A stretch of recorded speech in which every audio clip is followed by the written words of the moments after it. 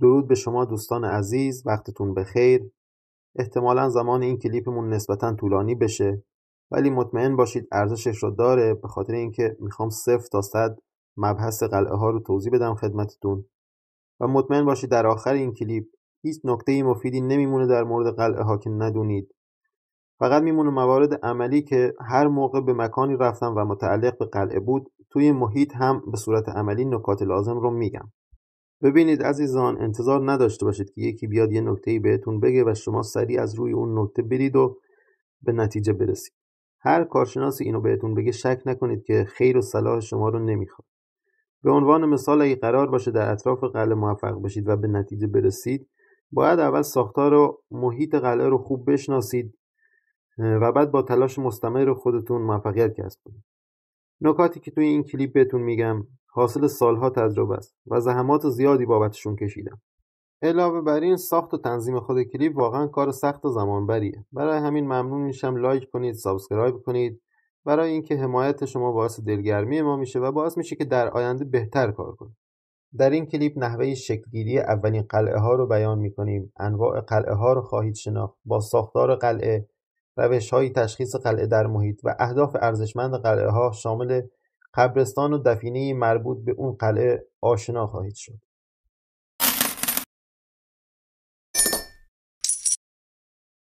خب اصلا قلعه چیه و چه کاربردهایی داشته؟ انسان‌ها در طول تاریخ و طی گذر زمان سبک زندگیشون به تدریج دستخوش تغییرات شده. تا حدود 12,000 سال پیش انسان‌ها شکارچی بودند و در ارتفاعات و غارها زندگی می‌کردند. از 12,000 تا 10,000 سال پیش با یاد گرفتن فنون کشاورزی به تدریج به مناطق هموارتر نقل مکان کردند و در کنار رودهای پرآب و روی تپه‌ها شروع به ساختن کپرها و خونه‌های ابتدایی کردند و به این ترتیب اولین یکجانشینی‌ها شکل گرفت. با رونق گرفتن کشاورزی، رام کردن حیوانات وحشی و توسعه داد و ستد بین انسان‌ها، روز به روز رقابت‌ها بیشتر شد. در نتیجه انسان‌ها برای مراقبت از جان و اموال خود ساختار خانه و استحکامات رو به مرور ارتقا دادند و اقدام به ساختن خونه‌ها در کوهپایه‌ها و تپه‌ها کردند تا از مزیت ارتفاع نسبت به رقیبان بهره‌مند شوند. با افزایش جمعیت، قوم و قبیله‌های زیادی شکل گرفتند و وقتی که بشر در 7000 سال پیش موفق به استفاده از فلز مس برای تولید ظروف و بعد از اون به مرور ترکیب مس با فلز قلب منجر به ظهور آلیاژ محکم برنز یا مفرق شد.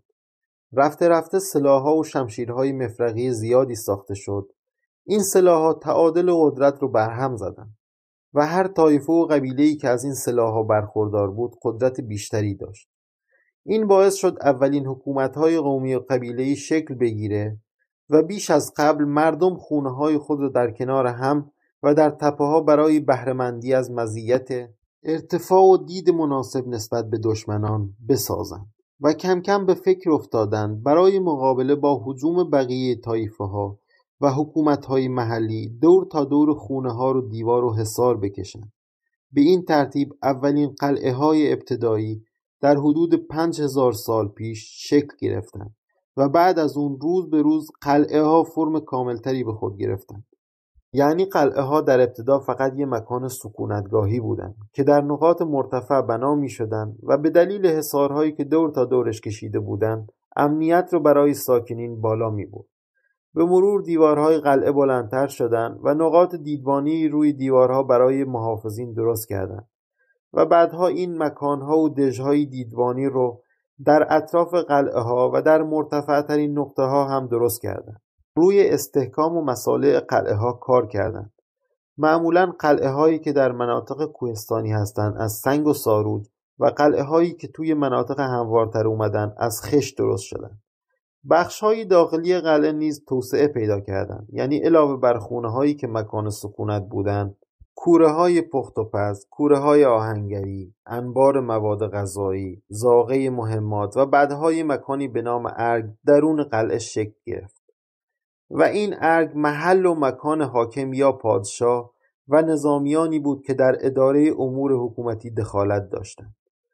البته متناسب با نیاز هر دوره در اکثر دوره‌های مهم تاریخی قلعه‌ها از هم تفکیک شدند و قلعه‌های شاهی، نظامی و سکونتگاهی شکل گرفتند.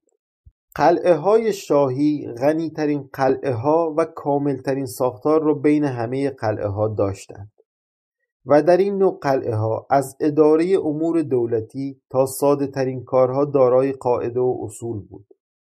ارگ پادشاه یا حاکم مشخص بود، دارای مکانهایی برای زندگی افرادی که تقریباً در سطح متوسط و بالای جامعه هم بودند، دارای کوره‌های با کاربردهای مختلف، انبارها و زاغه‌ها، خزانه پادشاهی، برجک‌های دیدبانی و دیگر قسمت‌ها بود. بنابراین طبیعیه که در یک منطقه بزرگترین قلعه‌های شاهی بودند و نسبت به بقیه قلعه‌ها با ارزش‌تر هم بودند. قلعه‌های نظامی جایگاه سرداران و سربازان جنگی و آموزش دیده بود و ساختارش نسبت به قلعه‌های شاهی ساده‌تر بود، ولی مکانها و فضای خاصی برای آموزش و تمرین نیروها داشت. این قلعه‌ها برجک‌های دیدبانی زیادی در نقاط مختلف دارند و در مرتفع‌ترین نقاط ساخته می‌شدند و مکانشون جوری انتخاب می‌شده که هم از قلعه‌های شاهی و هم از مرزها و نقاطی که زیاد مورد تهدید دشمن قرار می‌گرفتند و امکان حمله دشمن بیشتر بود محافظت کنند. علاوه بر این قلعه‌ها از راه‌های مهم و کاروانیانی که برای تجارت عبور می‌کردند مراقبت و محافظت می‌کردند. این قلعه‌ها نسبت به قلعه‌های سکونتگاهی با ارزش ترند و قلعه‌های سکونتگاهی که ساده‌ترین نوع ساختار را داشتند و مکانهایی که توی قلعه و در ساختار قلعه مشاهده میشن مربوط به گذران امور روزمره و ساده مردم بود. به عنوان مثال خیلی کم پیش میاد که کوره آهنگری در ساختار این قلعه‌ها دیده بشه و اگر سلاح یا ظرفی نیاز داشتن از حکومت مرکزی و قلعه‌های شاهی تهیه می‌کردند. در این نوع قلعه‌ها افراد سطح متوسط و ضعیف بیشتر بودند، ولی گاهن افراد پولدار و مهمی هم زندگی می‌کردند و نظم و اداره این گونه قلعه‌ها توسط خود مردم و ریش‌سفیدان و حاکمان محلی برقرار می‌شده. قلعه‌هایی که برای سکونت موقت و فصلی کاروانیان بوده و در کنار راه‌های مهم بودن رو میشه جزو این دست قلعه‌ها قرار داد. به طور کلی قلعه‌های سکونتگاهی زیر نظر قلعه‌های شاهی بوده و امنیت آنها توسط قلعه‌های نظامی تأمین می‌شده و گاهن اهداف ارزشمندی دارند. لازم به ذکر است که دیواره‌ها و ساختار قلعه‌های سکونتگاهی نسبت به قلعه‌های نظامی و شاهی استحکام کمتری داشتند. بنابراین طی گذشت زمان بیشتر آسیب دیدند و یا به کلی ساختار قلعه از بین رفته. خب اینا رو بهتون گفتم که اول یه دید کلی نسبت به نحوه شکلگیری، هدف شکلگیری و ساختار قلعه ها داشته باشید. حالا میریم سراغ اصل بحثمون و نکات مربوط به دفینه یابی قلعه ها رو خدمتتون میگم. قطعاً میدونید که بیش از 90% قلعه های باستانی در حال حاضر تخریب شدن و اونایی هم که هنوز تخریب نشدن یه تعدادشون رو به دوره اسلامی نسبت میدن. در کل این نکته رو خدمتتون بگم که اطراف اکثر قلعه ها با ارزشه یا با ارزش بودن، چه اونایی که ساختارشون هنوز سالمه و به دوره های ساسانی، اشکانی، هخامنشی حتی قبلتر تعلق دارن، چه اونایی که به دوره های اسلامی نسبت داده میشن. به عنوان مثال قلعه فلک الافلاک خرم‌آباد یا قلعه بابک آذربایجان به دوره های اسلامی نسبت داده میشن، ولی تاریخ ساختشون به دوره ساسانی برمیگرده و اکثر قلعه ها به همین منوال بوده و معمولاً در چند تمدن ازشون استفاده شده. و مورد آخر اون دست از قلعه هایی که در حال حاضر تخریب شدن و تلی از خشت و خاک و سنگ به جاشون مونده. با ارزشترین قلعه ها همین دسته آخرن، به خاطر اینکه در طی زمان کمتر تو دید بودن و کمتر مورد دستبرد قرار گرفتن. حالا نحوه تشخیص قلعه ها چطوریه؟ وقتی توی یه محیطی قرار میگیریم از کجا بفهمیم اون محیط مربوط به قلعه است یا خیر؟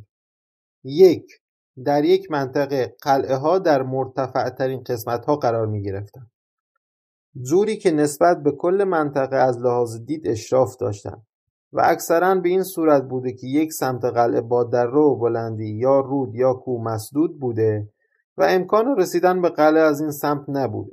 اگر هم راهی بوده، راه پرخطری بوده، طوری که مهاجمان ریسک عبور کردن از اون سمت رو نکنن. البته عمدتاً این قاعده در قلعه های شاهی به وضوح دیده میشه. و از سمت دیگر قلعه ها معمولاً یال داشتن و راه ورودی قلعه از این سمت بوده.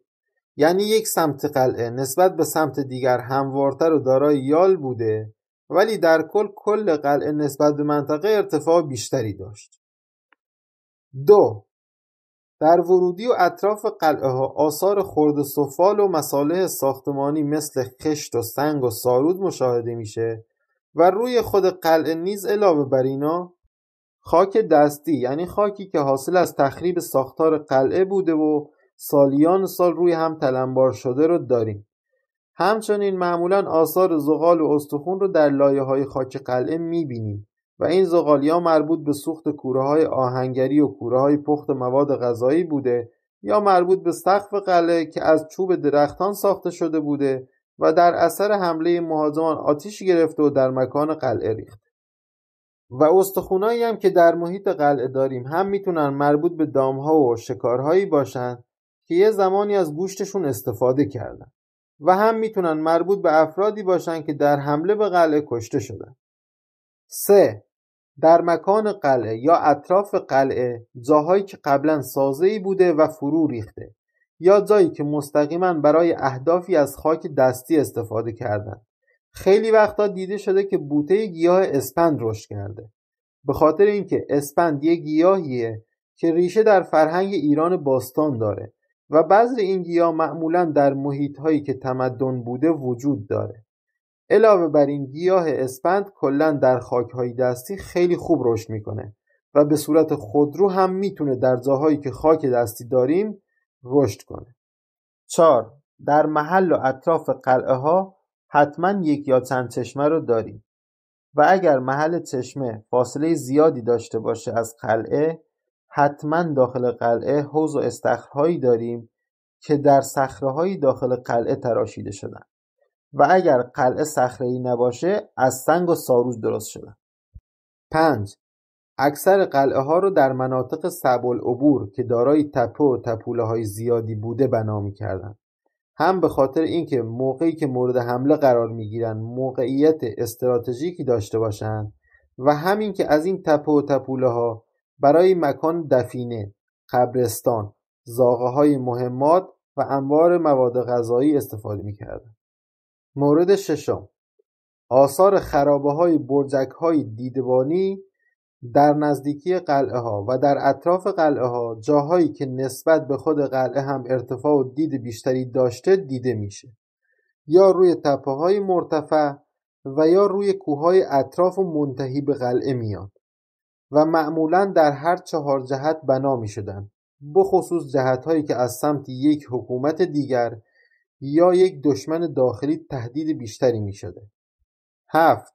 وقتی در یه محیطی قبرهای مهم و قبرستانهای مهم باز شده میبینیم، مثلا مقبره‌های گوردخمه‌ای، تمولسی، سفیدخانه و قبرهای بازتنگی‌های درشت و فضا و سایزهای بزرگ مشاهده میکنیم، به احتمال زیاد در اطراف یه قلعه‌ای داریم که میتونیم در اطراف این قلعه به دنبال قبرستانهای دیگه باشیم، به خاطر اینکه اکثر قلعه‌ها بیش از یک قبرستان داره و ممکنه حتی این قبرستان ها متعلق به یک دوره تاریخی نباشن، زیرا وقتی حکومت عوض می شد قلعه ها رو معمولا مرمت می کردن و ازشون استفاده می کردن.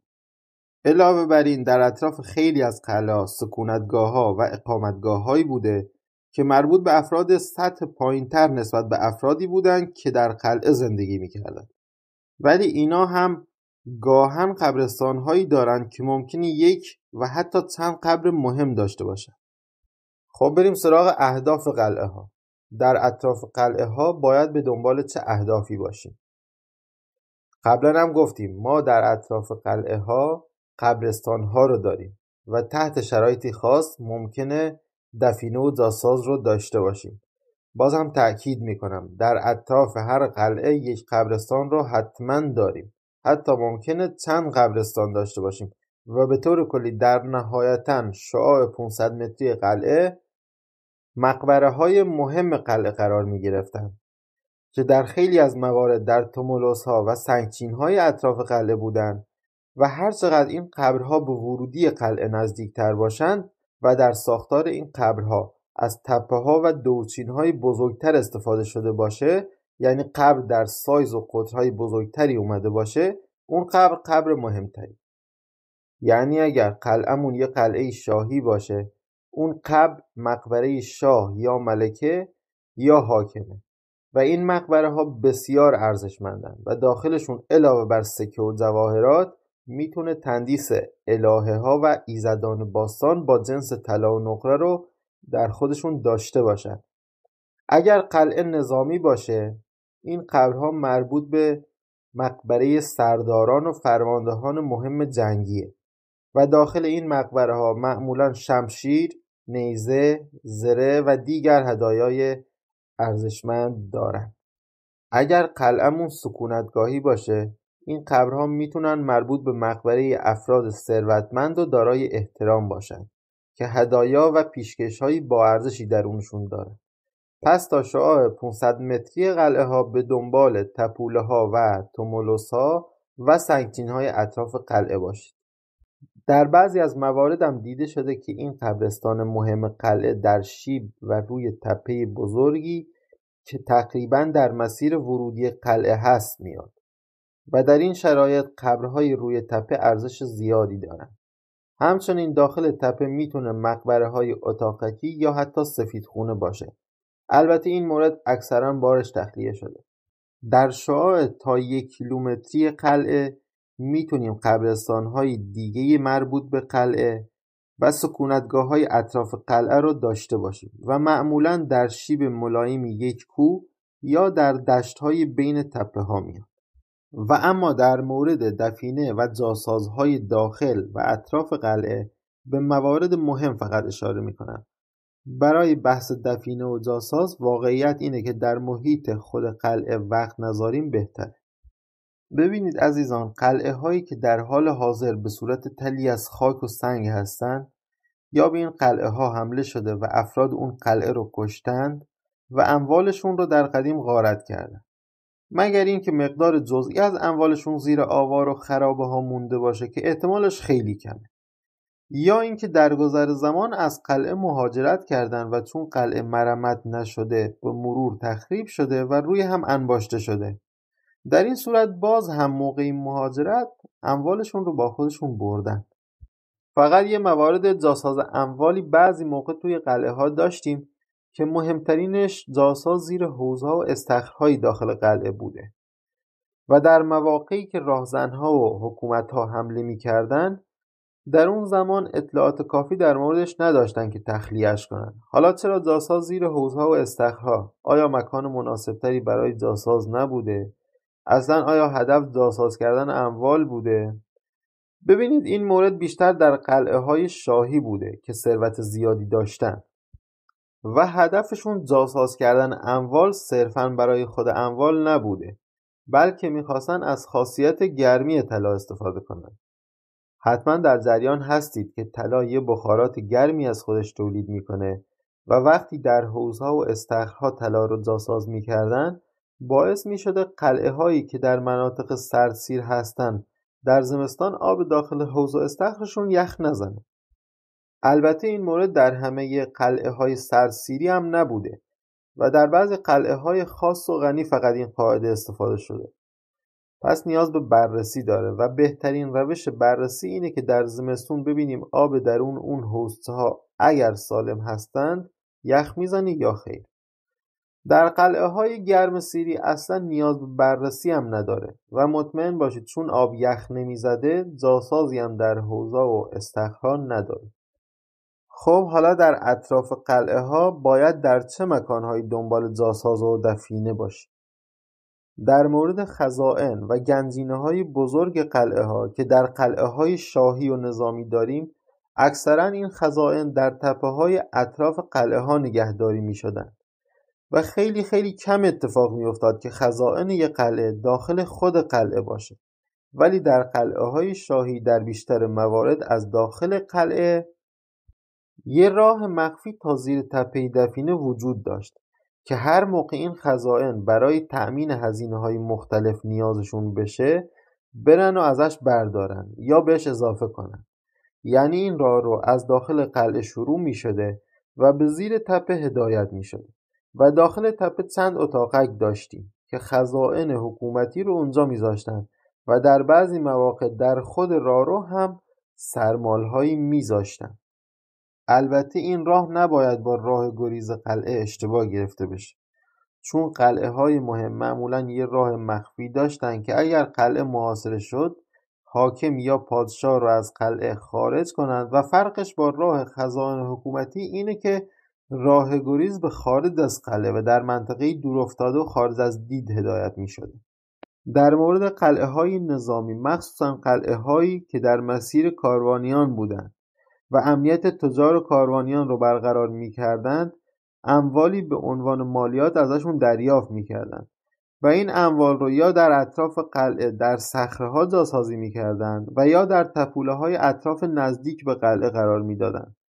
به طور کلی برای پیدا کردن دفینه‌ها و قبرستان‌های مهم قلعه‌ها سعی کنید نزدیکترین برجک‌های دیدبانی قلعه‌ها رو پیدا کنید و از اونجا به اطراف برجک به تپه‌ها و تومولوس‌ها، سنگچین‌ها و این موارد دقت کنید، به خاطر اینکه محل دفینه‌ها و قبرستان‌های مهم قلعه رو جوری قرار می‌دادند که حداقل 2 تا از برجک‌های قلعه اشراف و دید کامل به این مکان‌ها داشته باشند. علاوه بر این مواردی که ذکر کردیم، در اطراف قلعه‌ها حتی تا 2-3 کیلومتری قطعاً ما قربانگاه یا نیایشگاه‌هایی برای مردم قلعه و اطراف قلعه داشتیم که میتونیم به دنبال مقبره و جاساز در این مکان‌ها هم باشیم. قبلا ویدیوهای مربوط به نیایشگاه و قربانگاه رو آپلود کردم، دیگه در موردش صحبت نمی کنم، ولی لینکشون رو در بالای صفحه قرار میدم و توصیه میکنم اونا رو هم ببینید. یه مورد خیلی مهم دیگه این که در کنار چشمه‌های اطراف قلعه‌ها در خیلی از موارد دیده شده که یا یه دفینه خوب یا قبر یه آدم خاص رو قرار میدادن برای اینکه چشمه‌ها بهترین نشونه برای بارگذاری‌ها بود.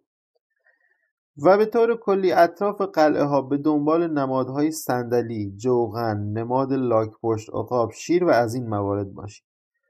و دقت کنید اگر جوغن دیواره‌ای به صورت تک در دیواره سنگ دیدید، به احتمال خیلی زیاد بالای 90% روبروی این جوغن یه قبرستان خیلی خوب رو داره به ما میده. به این نکته حتما توجه کنید در اطراف قلعه‌ها. خب ممنون از دوستانی که تا آخر کلیپ ما رو همراهی کردن. اگر از این ویدیو خوشتون اومد لطفاً لایک کنید، سابسکرایب کنید و زنگوله رو هم فعال کنید تا کلیپ های جدید ما رو از دست ندید. خدا یار و نگهدار شما.